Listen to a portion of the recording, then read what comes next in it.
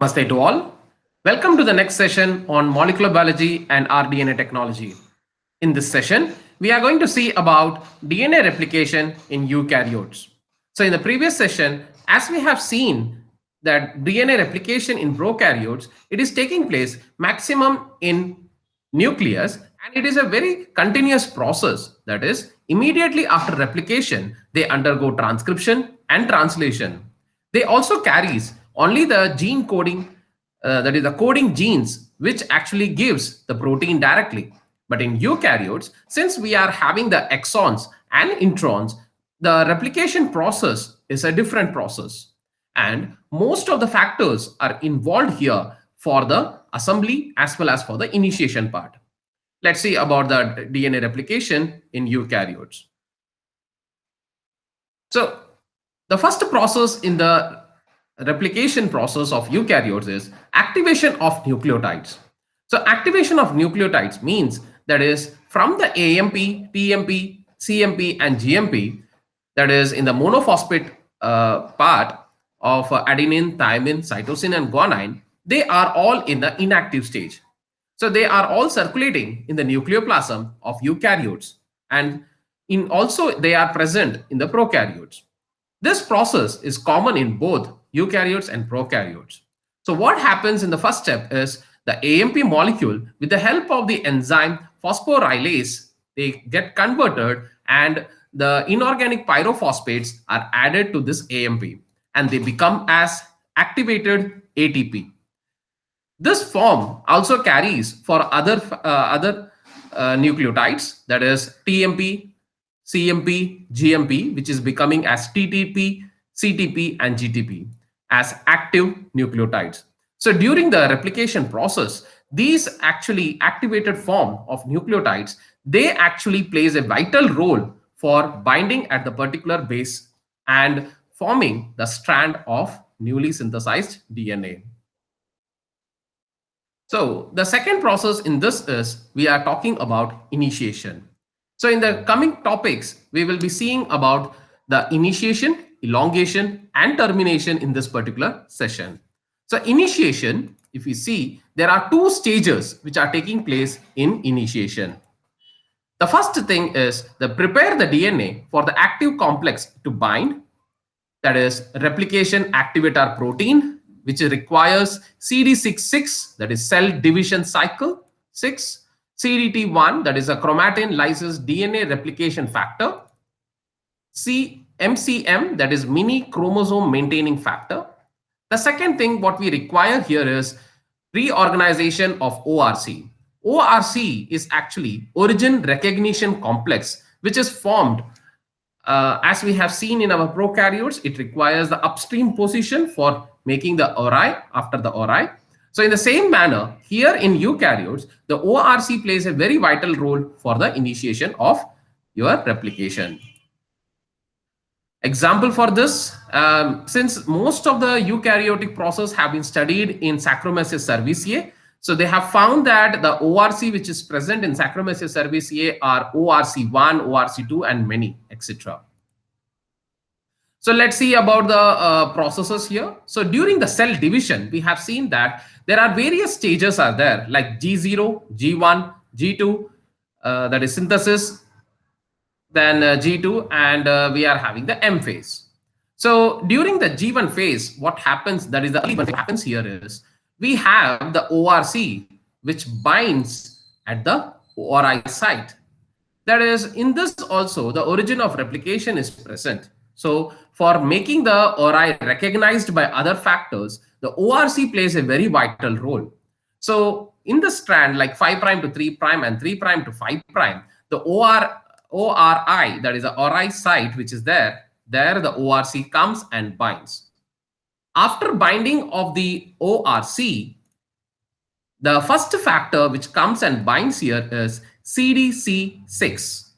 So once the CD6 comes and bind here, they bring another two factors, that is MCM on both the sides. This MCM, it actually helps and also for the breaking of the hydrogen bonds. So this MCM is like a recognition part here. So to support the MCM, we require the CDT1, which binds in between the MCM and ORC, and it is joined with the fact domains of the CDC6. This assembly is completed during the late G1 phase. This is called as pre-replication initiation complex. After the pre-replication initiation complex, when they enter into the S phase, the activation of the pre-replication complex is required. So to achieve the replication complex, what we have is the cyclin-dependent kinase CDK and BDF4 dependent kinase BDK.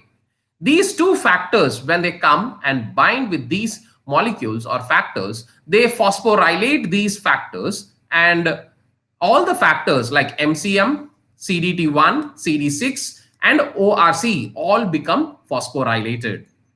After the phosphorylation, the CDT1 removes from the particular area, and CDC6 is also removed along with this. Along with this, the ORC also gets removed, and now the active factors, that is GIN, they come and bind in between the MCM and the ORI site. To support this, they require another CDC factor, that is CDC45, which comes and binds with the GIN on both the sides. So this leads for the opening up of the DNA helix, or the DNA melting takes place, making the bubble which allows for the DNA replication.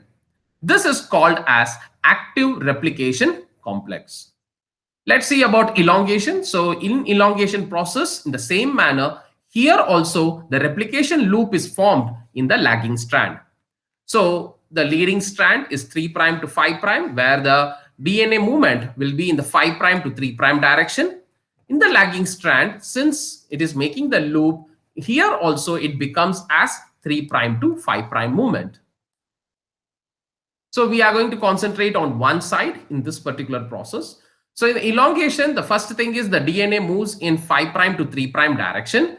The replication loop forms in the lagging strand. The factors moving in the 5' to 3', DNA opens and twist number decreases. So the link number, if you see, the twist plus wrap is called as link number. Link number, when it comes, the twist actually decreases and the wrapping around the nucleosome actually increases because of the tension, as well as since they are pulling up the DNA for the replication. So this leads for the DNA positive supercoiling, and to release this, the DNA can make the knot formation. So the factors cannot move forward. To release the stress in this DNA knot, we require another enzyme or factor which can release this stress. And the enzyme which is added here, the special enzyme, is topoisomerase, which makes the knot loosened up and makes the factors to move further. So if you see in this, how it is taking place is we are considering only one direction. Consider here your nucleosome is present and it is making the knot here. So to release the tension and the stress and the knot, DNA knot, the topoisomerase comes and binds after MCM, due to which the knot is actually loosened up and the twist is also released little bit. Now, so the strands, since they have got separated, the chances are there that they can again anneal. So to avoid this, we require another factor which binds with the lagging strand in the replication loop side, that is called as SSB, that is single stranded binding protein or single stranded stabilizing protein. Now the primase which is present, which is a DNA dependent RNA polymerase, this starts to synthesize little amount of like 10 to 20 that is the RNTPs, that is the ribonucleotides, and they form the primer. After preparing the primer, in both the strands, that is in leading strand, there will be only one primer, but in the lagging strand, there will be many primers which will be attached. So what happens after this is The leading strand will have single primer, lagging strand will have multiple primer. So after separation of DNA strand, requires single-stranded binding protein. So the single-stranded binding protein, since it is binding on the lagging strand, it will avoid the re-annealing and gives stability. Now the RNA primers, RNA nucleotide segment synthesis takes place called as primer. So few stretches of this nucleotide is utilized for adding up the DNTPs with the help of DNA polymerase alpha. Then after synthesizing like some 10 to 50 base pairs of DNTPs, the DNA polymerase alpha, they leave the area and the DNA epsilon joins the location and starts to continue the process of replication and starts the elongation. So if you see in this, the SSB has already joined in the lagging strand, and the primers are attached in the leading and the lagging strand as we have seen earlier. Now what happens is we have our polymerase alpha. So the polymerase alpha will come and bind near to the primer in both the strands and starts to synthesize little amount of or adds the little amount of DNTPs, nearly like 10 to 50 or 100 base pairs, and then leave the particular area.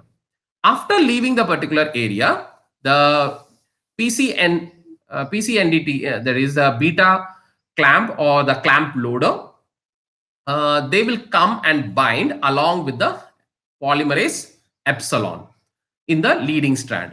Once they bind, they will elongate the leading strand, and the PCNA ring actually helps not to leave the polymerase epsilon from that particular area. So now what happens? The leading strand is being elongated, but for lagging strand, we require another polymerase, which is called as polymerase delta. So in this polymerase delta, along with the PCNA ring, they also come and elongate the particular strand. So after reaching the second primer in the lagging strand, what happens is they will get a signal that they have to stop now. So once the polymerase delta stops at this particular location, they go back and again start so that they can continue. So the polymerase epsilon carries high processivity in the leading strand, and it also has the exonuclease proofreading activity in the leading strand. So in delta, if you see, once it reaches the second primer, it removes 2 to 3 RNTPs and then leave the particular area. So I'm just concentrating now on the lagging strand now. So in the lagging strand, if you see, what is happening is we have seen that the PCNA ring and the delta has joined here. So what happened is it has actually added up. Okay, so it has added up the DNTPs here. After adding up the DNTPs, when it reaches to the second primer, it will remove few RNTPs here with the help of FEN1. So this FEN1 and DNA2, these factors, actually they remove few RNTPs. So the primer size, if you see, it actually decreases, and again the delta actually continues and completes the adding up of or polymerization of DNTP. So due to this, what happens is there will be only small nick which will be produced while joining. So now for joining the nick, the DNA ligase actually plays a vital role, and the DNA ligase 1 joins them. So the PCNA ring, it is called as clamp loader or beta clamp protein. It holds the DNA for long period of time. Since the polymerase delta and epsilon are heavy, so to make them stay, the PCNA ring helps them to hold for a longer time. So the DNA polymerase delta and FEN1, when they reach to the second primer, what they do is they cleave the FEN1, they cleave the few RNTPs, and it has some problem. So what it does, it actually brings another factor that is called as DNA2, which binds with this polymerase delta and FEN1, which cleaves the rest of the RNTPs, and still it can add up the few of the DNTPs and the elongation can continue. So what happens here is, since they are forming like this, they form the Okazaki fragment, because few different places the primers have been attached. So since they are forming the fragments, small fragments in the lagging strand, so what happens is this is called as Okazaki fragment. They are ranging from 300 to 1000 nucleotide in eukaryotic DNA, and it ranges from one primer to the next primer. So between them, whatever the DNTPs are produced, this is actually called as the Okazaki fragment. So the chemistry behind the polymerization, if you see, what happens here is, basically the 3' OH, it actually has a nucleophilic attack on the alpha phosphate. So what happens is they actually attack it, and the PPI are released. The ATP is used here for the hydrolysis, and what happens is they join up to form the bond as a diphosphate, that is a phosphodiester bond here between 3' and 5' phosphate. So if you see the termination process, in the termination process of eukaryotic DNA replication, when it reaches to the end process, that is when it reaches to the linear DNA, if it reaches at the end, it is called as telomere. So in the telomere, what happens is there is a particular process called as telomerase activity, which takes place during the termination. So when it reaches to the end and when they find that the telomere is present, so this is an indication that this is the replication termination process now. So what happens is, basically in the lagging strand, okay, basically in the lagging strand, when it happens like this, because in the leading strand there is not a problem because it is a continuous strand which is being taking place, but in the lagging strand we are having Okazaki fragments at different location it is being produced. So when it reaches to the terminal region, that is the telomere region, what happens is, as we have said that the PCNA ring and the delta phosphate polymerase delta are there, they are moving. Okay, so along with this, when the FEN1 and the DNA2 they join, they remove the RNTPs which are present here. That is the primer which is present here. So when they remove this primer, what happens is the area will be empty. Now they have to bind it up. So what the polymerase delta will do is, they will bring, they cannot move further. So to move it further, they require another polymerase, that is polymerase alpha. So the polymerase alpha role is they can add up nearly like some 50 to 100 base pairs. So when they add up this 50 to 100 base pairs, they will have only the small nick or gap which will be presented here. So to bind this nick or to fill this nick or gap, they require the DNA ligase 1, which will actually ligate the two strands and fill up the gap or the nick here. So what happens in the end region, if you see in the end region, usually this gap or the elongation is actually dependent upon the 3' OH. Since in the end, you can see that the primer has been removed, we have 5' phosphate here. Due to this reason, what happens is the upper part of the parental DNA will be, it cannot be done, or it cannot be elongated in this process. So this is actually called as, no templates are there, no primer at the end is there. So this is actually called as a termination problem in eukaryotes. So the sequence of the telomere, if you see here, it is TGG, GG, TTG. So what it does is, basically this telomere sequence, they actually brings the telomerase, which is having one side with the RNTPs having the ACC, CC, AAC.